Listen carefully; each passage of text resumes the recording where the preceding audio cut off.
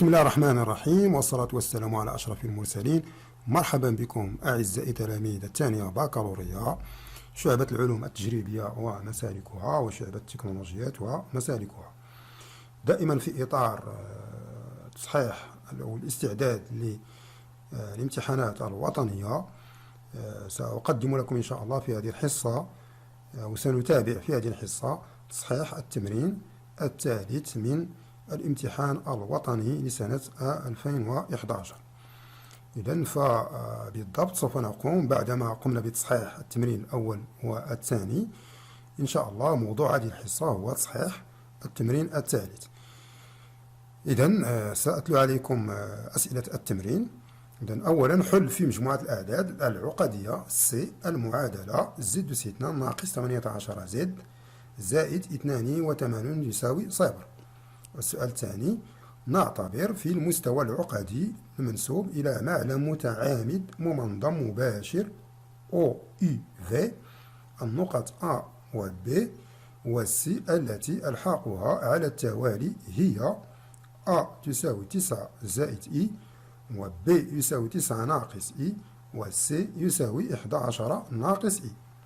السؤال ألف، بين أن C ناقص B على A ناقص B يساوي ناقص I. ثم استنتج أن المثلث ABC قائم الزاوية ومتساوي الساقين في B.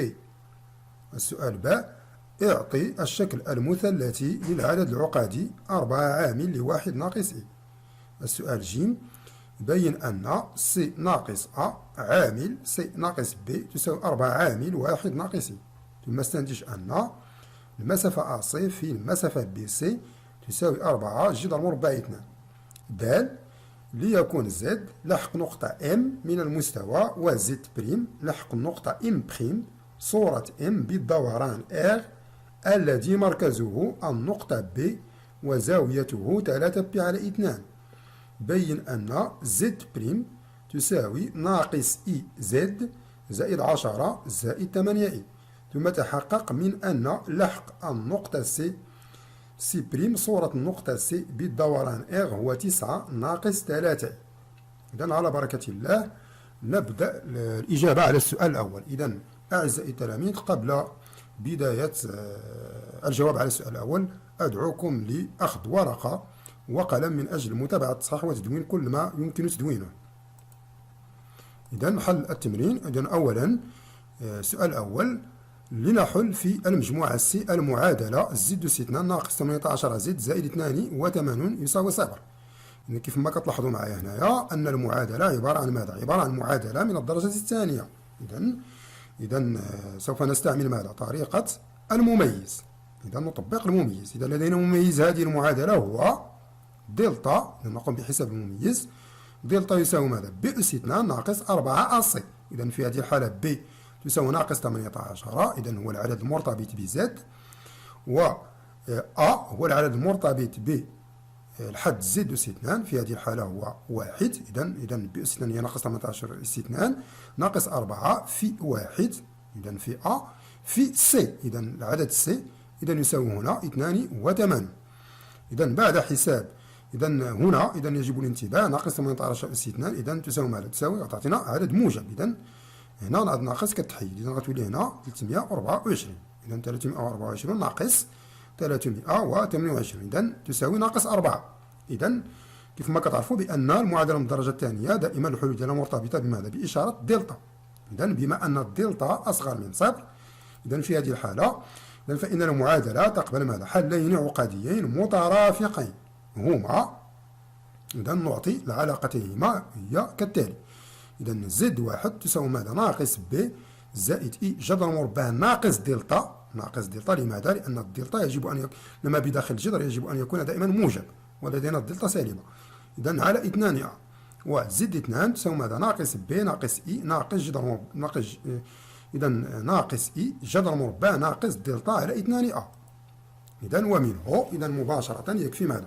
للحصول على قيمة زد واحد للحصول على تعبير زد 1 وزد 2 يكفي مباشرة تعويض ماذا؟ الأعداد ب ودلتا وأ بقيمتيهما. إذا زد واحد إذا ب كما قلنا بأن ب يساوي ناقص 18، إذا يجب الانتباه، إذا خصكم تنتبهوا. إذا ناقص مع ناقص هي زائد، إذا هي 18 زائد ماذا؟ 2 إي على 2، لأن جذر مربع دلتا، لأن الدلتا كتساوي ناقص 4. إذا إذا كانت دلتا كتساوي ناقص 4 بعد إضافة هذا الناقص تصبح 4. إذا جذر مربع 4 هي 2. إذا لذلك كتبنا هنا 2 إي على 2. إذا إذا هنا نقوم بتوزيع هذا المقام على البسط، غنوزعوا البسط على المقام. إذا غتولي هنا 18 على 2 هي 9، 2 إي على 2 هي إي. إذا يجب اختزال هنا 2. إذا ماذا؟ إذا يمكن استنتاج تعبير زد 2. زد 2 ماذا يمثل بالنسبة لزد 1؟ هو مرافق زد 1. إذا مرافق زد 1 هو 9 ناقص إي مباشرة، أو يمكن حسابه انطلاقا من العلاقة. إذا من العلاقة هذه وغتلقى نفس النتيجة. إذا هي 18 ناقص 2 إي، لأن هنا لقينا هنا زائد 2 إي، الاختلاف فقط في العلاقتين تكون في الوسط. تكون لي هنا ناقص 2 إي على 2. وبنفس الطريقة نقوم بتوزيع المقام على البسط نحصل على هذا العدد. إذا وبالتالي مجموعة حلول المعادلة هي اس. إذا 9 ناقص إي 9 زائد إي. إذا نمر لإجابة على السؤال الآخر. ثانيا ألف. إذا غنذكركم هنا بالمعطيات. ثانيا المستوى العقدي منسوب إلى معلم متعامد ممنظم مباشر أو إي في. نعتبر النقط A و B و C التي ألحقها على التوالي. A 9 زائد إي، و B 9 ناقص إي، و C 11 ناقص إي. إذا تلاحظون بأن الأعداد اللي تعطت لكم هي نفسها التي حصلنا عليها في الحل المعادلة الأولى في السؤال الأول. إذا ألف لنبين أن، إذا السؤال هو خصك تبين بأن سي ناقص بي على أ ناقص بي تساوي ناقص. إذا كيف سنبين ذلك؟ إذا هنا غنبينوها بطريقة أسهل. إذا ننطلق من ماذا؟ من الجهة اليسرى، ننطلقوا من هذه الجهة هذه ونحسبوا مباشرة.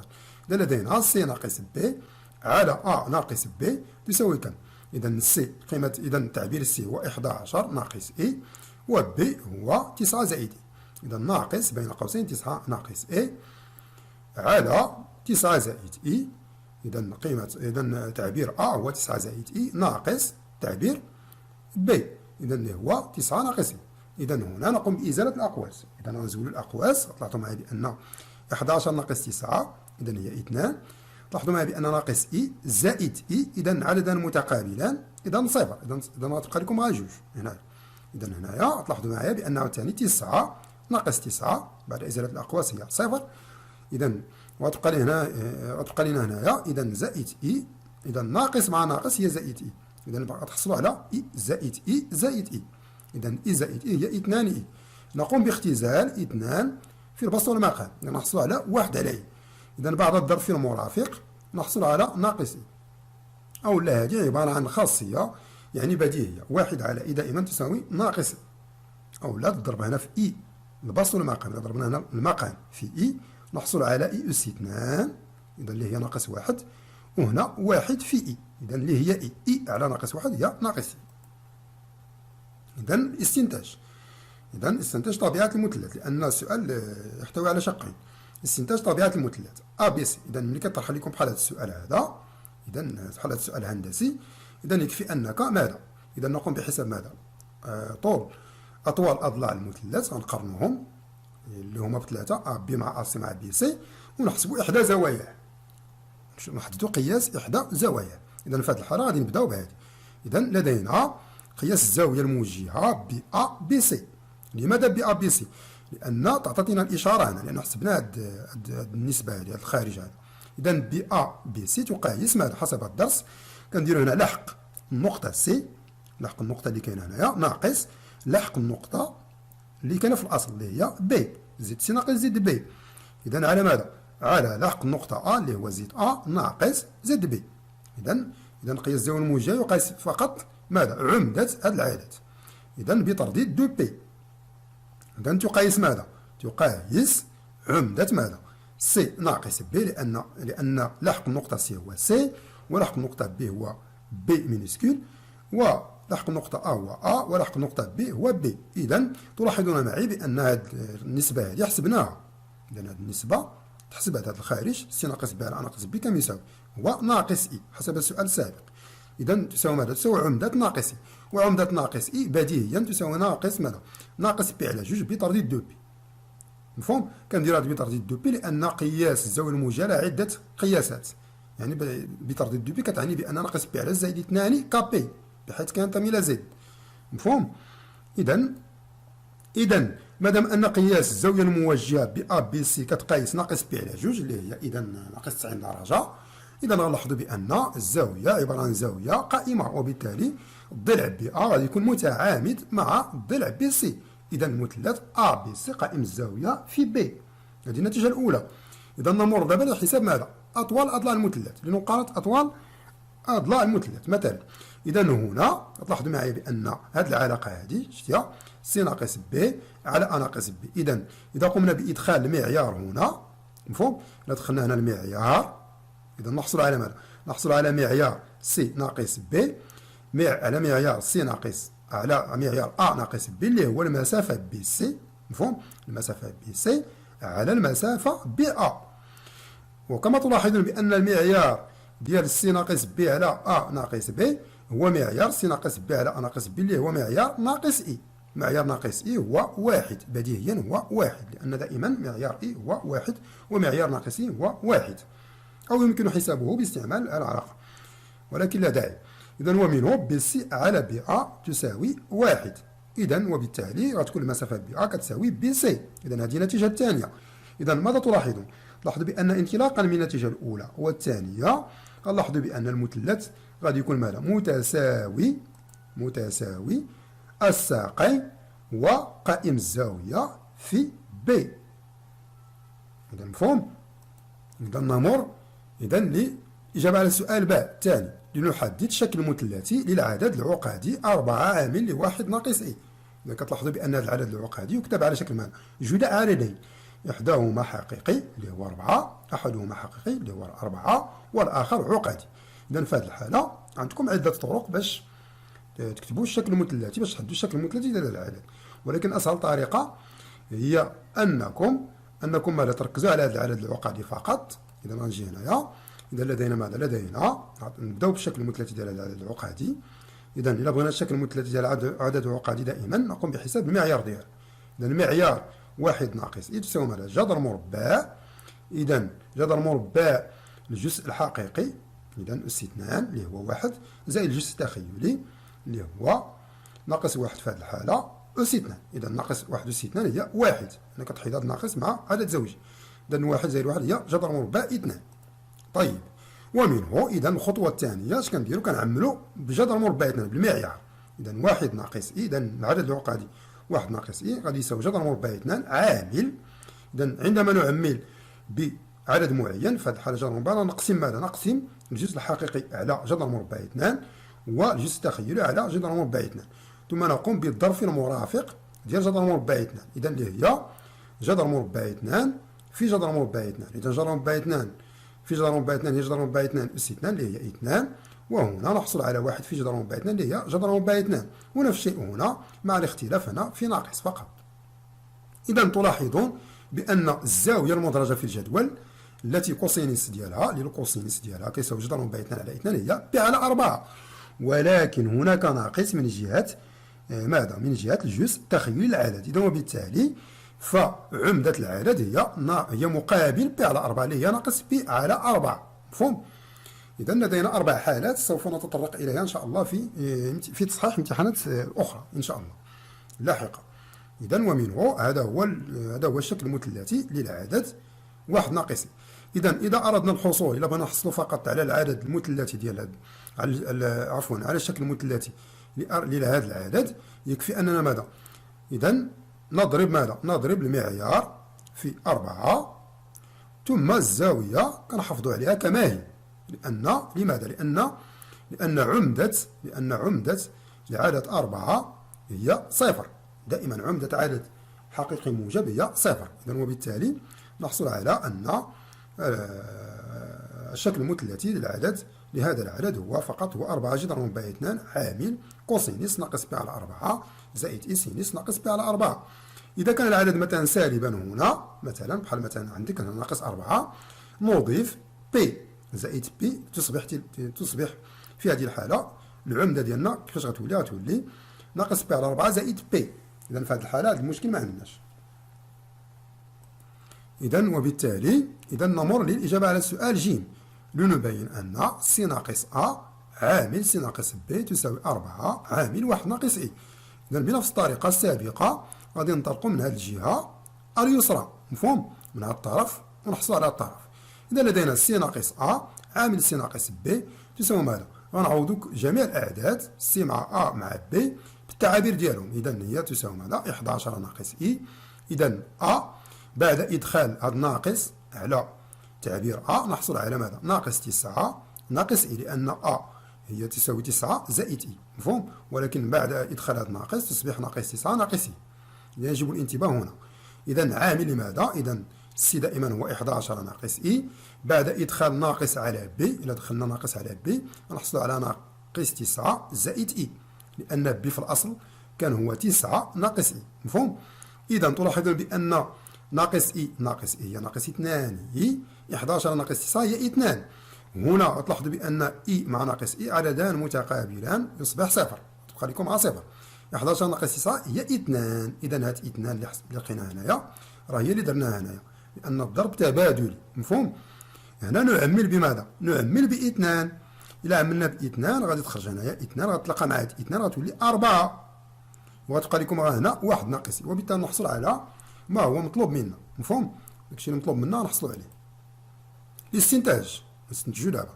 إذا لدينا أ سي في أ بي، إذا أ سي في بي سي، المسافة أ سي في بي سي كم تساوي؟ إذا المسافة أ سي كتساوي معيار سي ناقص أ حسب خاصيات الدرس. إذا دائما كنديروا المعيار ديال هاد النقطة هذه، عفوا إذا كنديروا معيار، إذا معيار ماذا؟ إذا لحق النقطة اللي كاينه هنا اللي هو سي ناقص لحق النقطة أ في معيار لحق النقطة سي ناقص لحق النقطة بي. إذا سي ناقص أ، إذا معيار سي ناقص أ في معيار سي ناقص بي هناك خاصية، إذا يساوي ماذا؟ كنجمعوهم هنايا في نفس المعيار.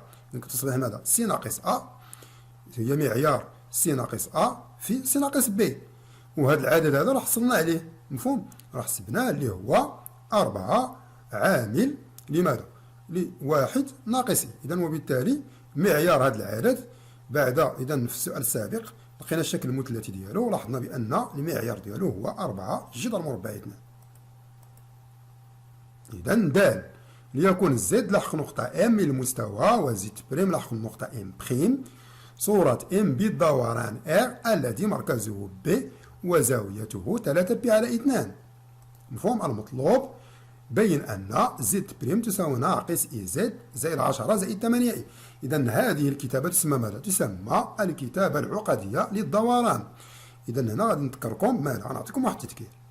نعلم أن الكتابة العقدية للدوران بصفة عامة إغ أوميغا مركزه أوميغا كبيرة وزاويته الثيتا هي ماذا؟ هي زد بريم تساوي إكسبونونسيال إي ثيتا عامل زد ناقص أوميغا بتيت أوميغا هنايا أوميغا صغيرة زائد أوميغا صغيرة، بحيث أن أوميغا صغيرة تمثل ماذا؟ لحق النقطة أوميغا.